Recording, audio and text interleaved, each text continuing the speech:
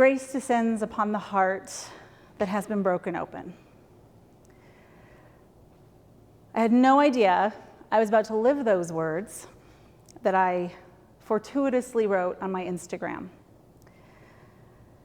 The day before my 18-year-old son was killed in a car accident.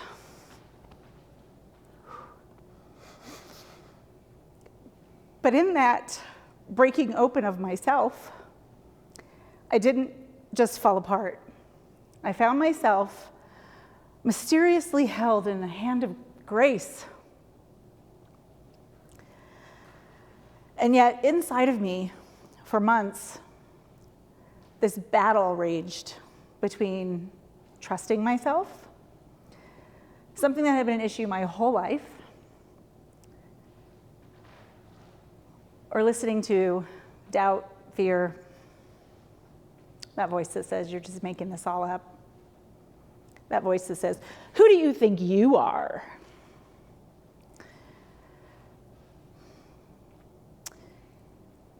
And in this process of having this mystical grieving experience, on one hand, I'm having all these experiences that cannot be explained. Cannot be explained.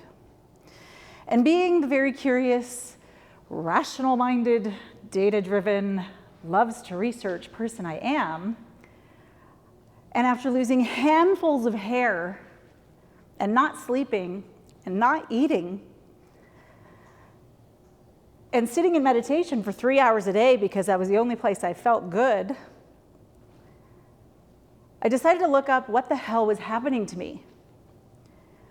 And I discovered a part of the brain, no matter all these years of teaching mindfulness and all the mindfulness training and the neuroscience and all the research I've done, I never heard about the default mode network of the brain. And mine was unplugged. And that's what happens when we go through something really traumatic. Why is our world upside down? Why do I not know who I am anymore? Why does it feel like nothing matters? And why does it feel like yet everything matters? And then I discovered that grief, what happens in your brain in grief, is the exact same thing that happens to your brain on psychedelics. Except for, with grief, the journey doesn't end. There's no end. You don't get to stop and integrate and go back and do it again, and then stop and integrate and go back and do it again. You're just constantly tripping. And it's not a fun fucking trip. So one day, I was sitting in meditation, and I had an insight that dropped in that completely not only transformed my relationship with myself and how I trust myself, but I hope it will do something for you too. I was actually given 7 steps. I didn't realize that this path was unfolding, that I was walking day by day, until a little far down the journey. And now that I'm only 5 months in, I'm not even far on this journey. My life is not the same. I'm not the same person I was before February 17th. We all have these before and afters, but this is a permanent after. So I'm not going to go through all 7 of these because we don't have time, but I want to share the one that really transformed my relationship with myself and trusting myself. And it was an insight about self-trust. And it came to me, it said, you're never not trusting something, Mom. If you're trusting your doubt, that's what you're doing. If you're in fear, you're trusting your fear. That's what you're doing. Doubt is trust placed in limitation. And it completely reframed my thinking. I was like, oh, so I'm trusting this voice in my head that says none of this is real. And I'm believing that voice instead of believing the voice that's going, hello, over here. Can you not see your lifetime of mystical experiences and how you've always been held? Can you not go back to when you tried to take your life and you had a near-death experience?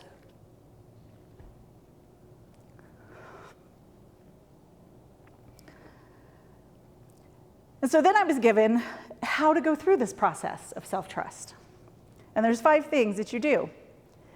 And the first one is decide what experience you want to have.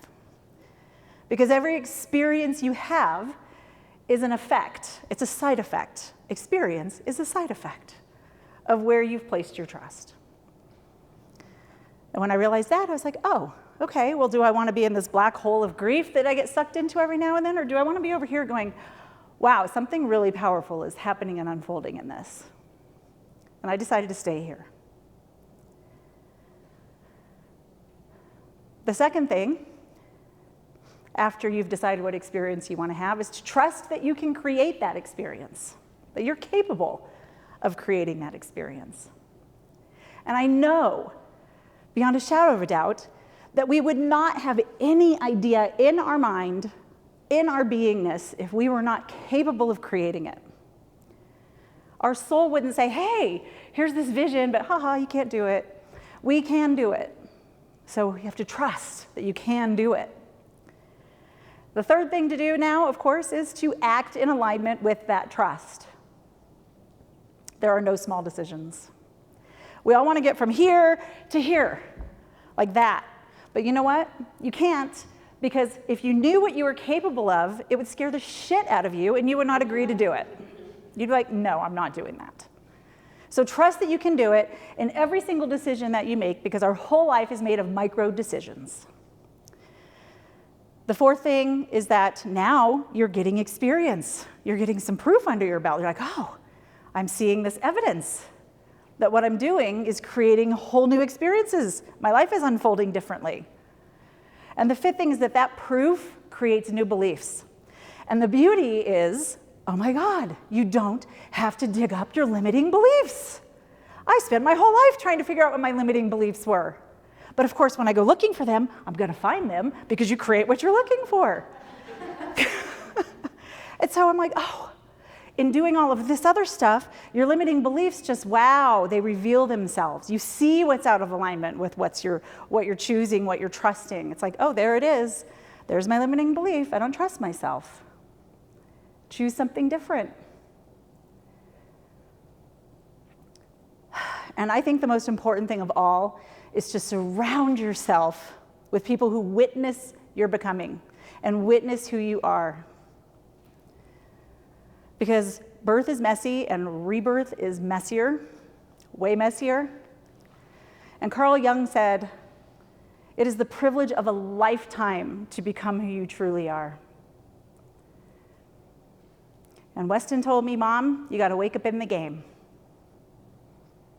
The whole point of our soul journey is to wake up while we're alive and wake up in the game and live from that place. And so I really, really just want to say is to trust that you're ready, to trust that you can do it, because readiness is not a feeling, it's a decision, and that you are worthy of living a life that your soul is calling you to live.